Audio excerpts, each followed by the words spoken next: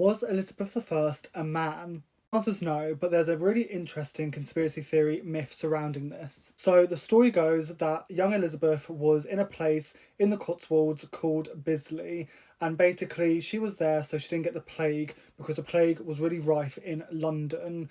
And when she was there, she caught a fever and then she died.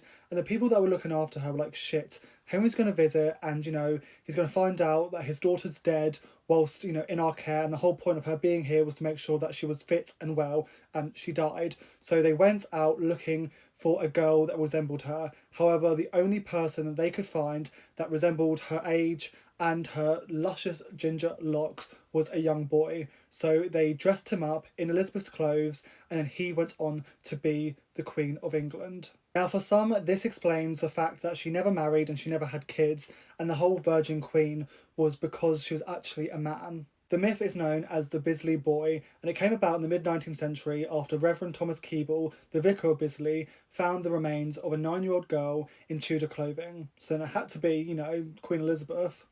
Make it make sense. And it sort of really gained attention in 1910 when Bram Stoker, the writer of Dracula, found out about the story and it actually featured in his book Famous Imposters.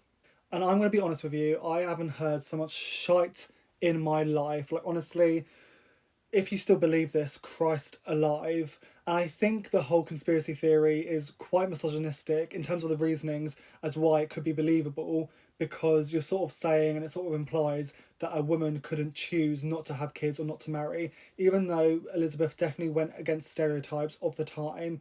She didn't want to marry, she didn't want to have kids. Get over it, you know what I'm saying? And also, it just makes no sense because she reigned for like 44 years and surely someone would have clocked on at some point. So this myth is definitely not true. Obviously, again, I didn't know Elizabeth personally, unfortunately, but I think it's safe to say that this is definitely just a myth.